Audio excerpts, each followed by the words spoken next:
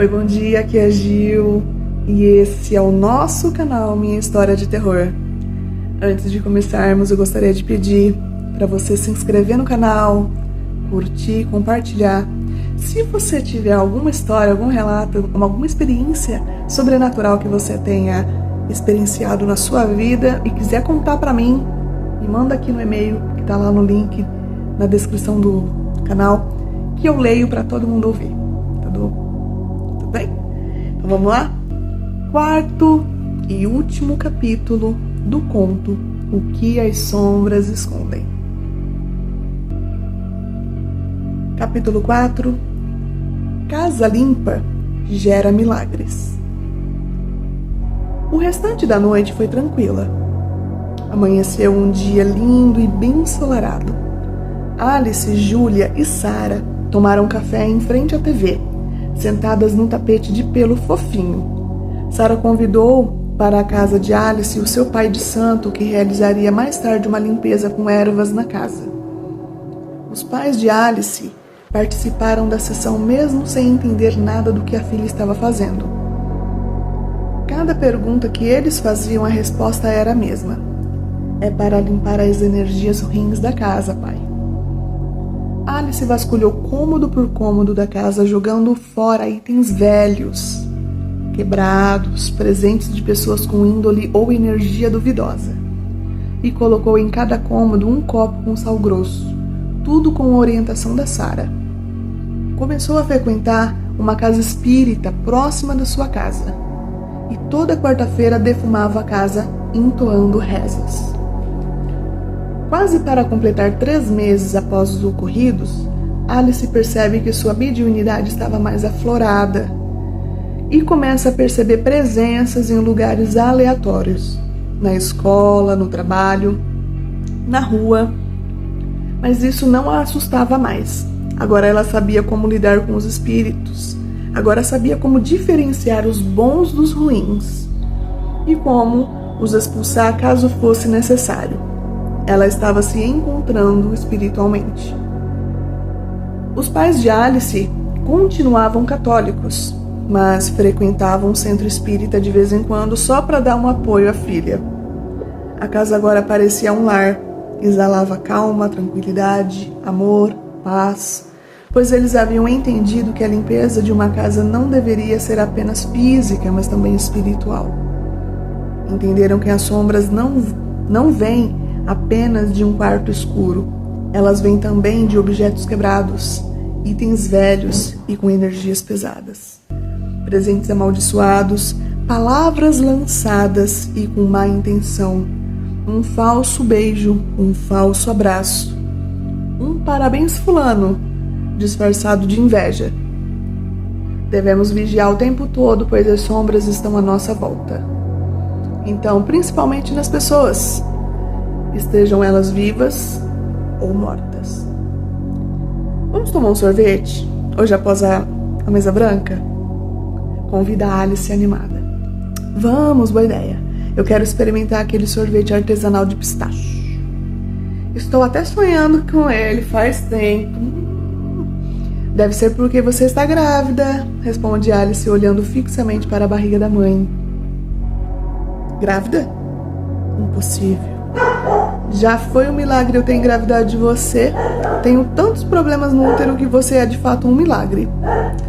Você está grávida de 2 meses. É um menino, responde Alice de forma robótica, em transe.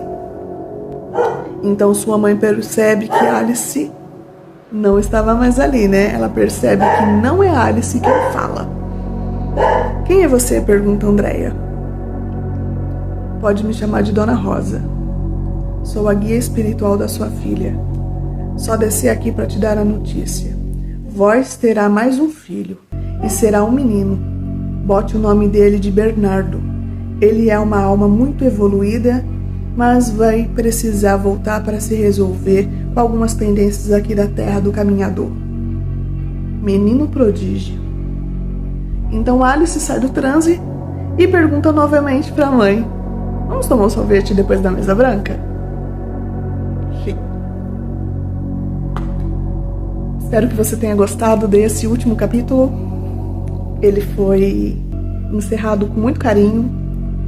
Foi num momento, eu escrevi esse capítulo aqui para encerrar, num momento meio triste da minha vida, que foi quando eu perdi um amigo.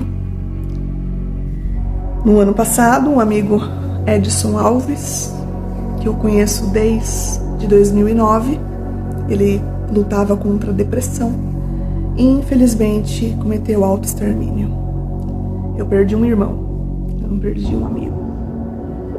E aí eu tinha começado a publicar esse relato, na verdade eu publiquei ele no jornalzinho de Araçatuba e região, por indicação dele, inclusive. Só que aí, depois do acontecimento da partida dele, eu fiquei muito borocochô, muito desanimada para escrever. A minha intenção era que o relato fosse bem grande. Eu estava até animada de fazer um relato / livro. Relato. Um conto de um tamanho de um livro, com pelo menos aí umas 50 páginas. Mas aí o ocorrido me deixou bem para baixo e eu acabei encerrando ele com 4 capítulos e tentando manter a minha fé em pé, falando sobre a espiritualidade, colocando um pouquinho da minha religião no meio do conto, inclusive personagens como Exu Caveira, Rosa Caveira, que é a minha guia espiritual na minha religião hoje, que me manteve em pé, com força para seguir, para não desanimar. Este canal aqui, eu já tentei começar ele várias vezes, e aí a Pete tá feliz lá no fundo, latindo pra alguma pipa que tá no céu, eu acho. Esse canal eu tentei várias vezes e várias vezes eu ficava pra baixo, desanimada. E vai soar meio estranho o que eu vou dizer, mas o que me deu força foi pensar assim: eu vou fazer a vida valer a pena, realizar todos os meus sonhos, porque eu não sei o dia de amanhã.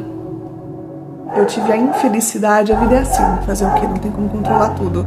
De perder a minha mãe, de perder o meu irmão / amigo. O que mais eu tenho? A gente não tem mais nada a perder. Eu não tenho mais nada a perder. A certeza, a única certeza que todos nós temos é que um dia a gente vai desencarnar. Um dia a gente vai partir. Então vamos fazer do hoje valer a pena. E aí eu voltei com o canal, voltei com esse sonho. Sempre quis, sempre gostei. Não tinha encontrado o nicho certo ainda, mas eu percebi, falei, por que eu não coloco o que eu sou no meu canal? Né, eu já tinha começado um canal anterior mostrando a minha rotina, não funcionou muito bem.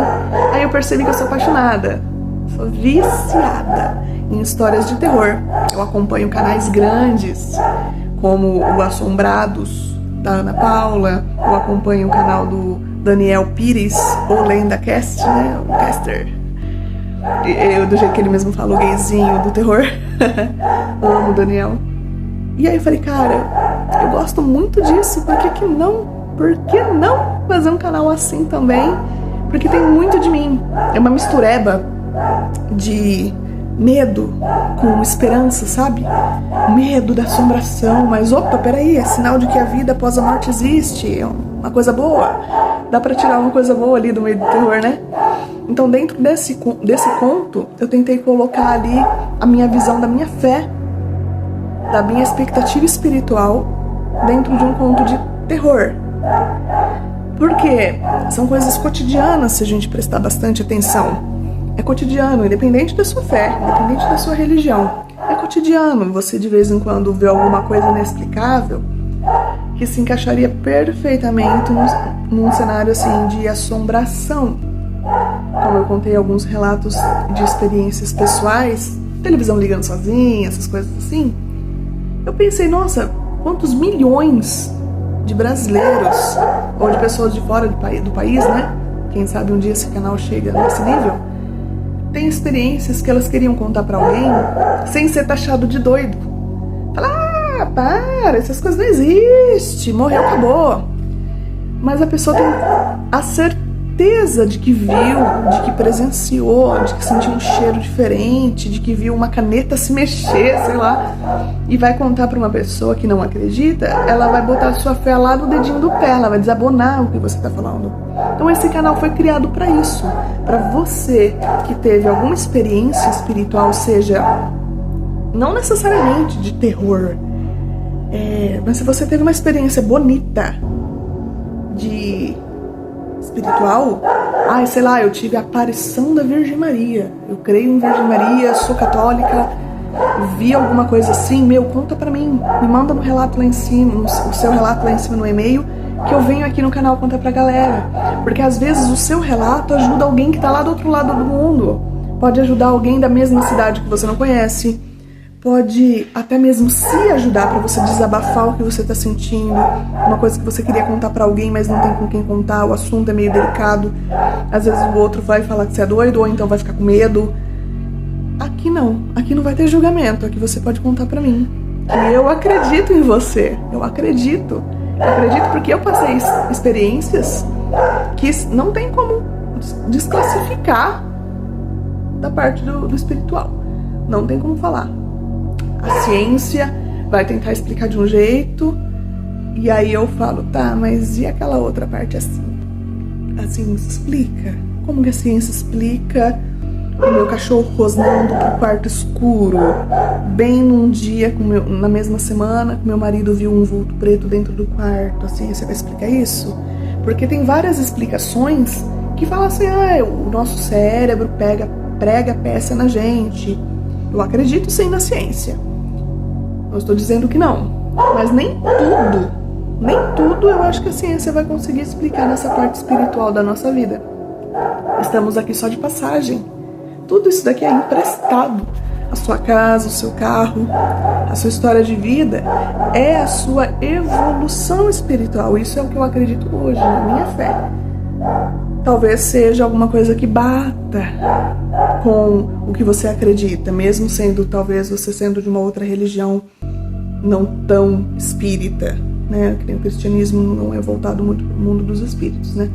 Mas que seja alguma coisa dentro de você, fala, tá faltando alguma explicaçãozinha aqui, que a minha fé deixa meio assim, que a ciência muito menos explica, mas eu queria contar para alguém alguma coisa que eu vivi. Achei o canal da Gil, então eu vou contar pra ela. Seja muito bem-vindo novamente. Se inscreva no canal, dê o seu like, ative o sininho para você acompanhar os próximos vídeos. Beijo. Até o próximo vídeo.